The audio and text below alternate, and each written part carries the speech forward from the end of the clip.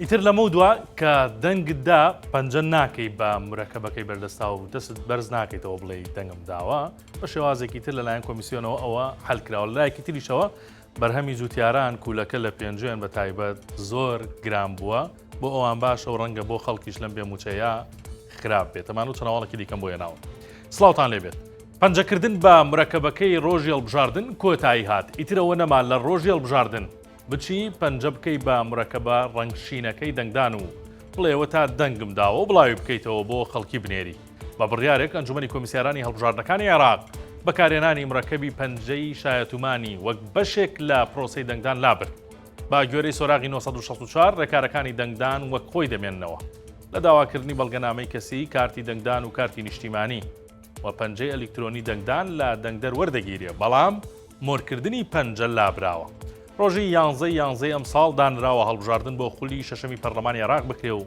خەڵک زیاتر لە 300 نوێنەر بنێرنە پەرلەمان لابردنی پەنجەمۆر هۆکارە بۆ ئەوەی نەزانرێ کێ بەشداری هەڵبژاردنی کردووە یان نا.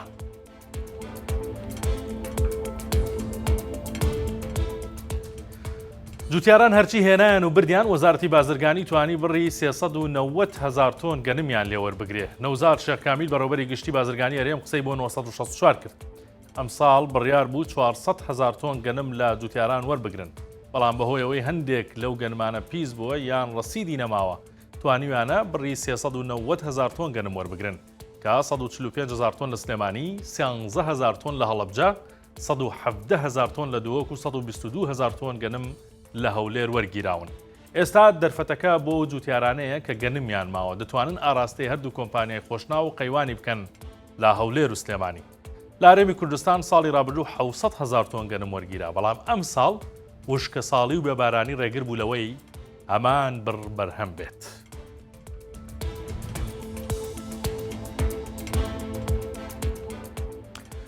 زۆری خواست لەسەر خواردن و ساغبوونەوەی کوولەکە و خەیار بووە بە خێر و بەرەکەت بۆ جوتیاران و نرخەکەشی بەرز کردوێتەوە. ئەمڕۆ لە پێنجێن هەر کیلۆیە کوولەکە و خەیار بە نزیکەی 400 دینار چۆتە سەر نرخەکەی. کاڕۆان عوسمان قاوەن کەفر و جوتیارێکی بە ئەزمموی پێنجێنە و بە 964 وت پێشتر نرخی هەر کیلۆیە خەیار و کوولەکە لە نێوان 300 بۆ 350 دینار بوو بەڵام ئەمڕۆ نرخەکەیان لە نێوان 600 بۆ 750 دینارە. پێنجێن کە خاوەنی زیاتر لە 1,000 دۆنم زەوی کشتتوکاڵیە خواستێکی زۆری لەسەر بەرەمەکان دروست بووە. کڕیارێکی زۆر لە شارەکانی خواروی عێراقەوە هاتوون بۆ کڕینی ئەو بەرهەمانە هەرەوەش هۆکاری گرانبوونیانە.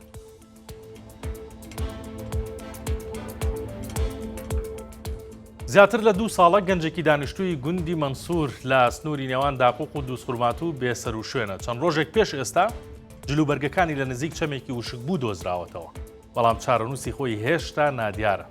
گەنجەکە ناوی محەممەد جەهانبینە ماوەی 2 ساڵە هیچ دەنگ و ڕەنگێکی نەماوە.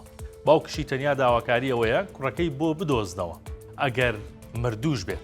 جەهانبین ڕەمەزان باوکی گەنجەون بووە کە بە 964 وت دەوروبەری ئەو شوێنەی زۆر گەڕاوە کە قەمیس و شەڕواڵێکی ڕزی و کوڕەکەی لێ دۆزیوەتەوە بەڵام هیچی تری بەرچاو نەکەوتووە.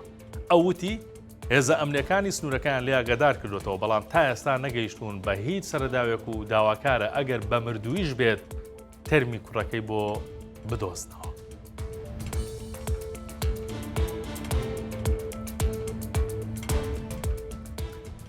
سەرنجتا ڕادەکەشم بۆ هەواڵێکی دیکە کە ئەمڕۆ ئەو دەرچوانەی پزیشکی کە لە دەرەوەی وڵات تەواویان کردووە ئەوانیش ناڕزایەتی خۆیان دەربڕی. پێما بێمە یەکەم جاریشیان نییە ئەوان ناڕزایەتی دەردەبڕن بۆ دامەزراندن. جا دەرچۆکان ژمارەیان 50 پزیشکە چوونە ناو وەزارەتی تەندروستیەوە قەرار وا بوو وا بڕیاریاندا بوو کەمان بگرن لە ناو وەزارەتی تەندروستی هەتاوەکو ێستش بڕیارەکان هەر بەردەوامی هەیە.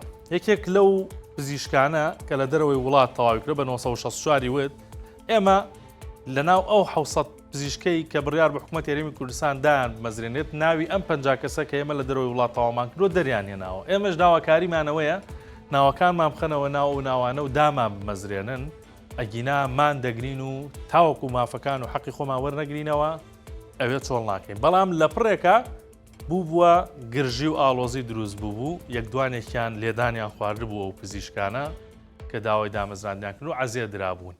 ئەم هەواڵە لە ماڵپەڕی 1964 و پێیجی 1964 هەیە دەتوانین گوێ لەو پزیشکانە بگرن بزانین بە تەواوەتی داواکاریان چییە. ئەمە هەواڵەکانی ئەمڕۆ بوو کاتێکی شات بۆ هەموو لایەک.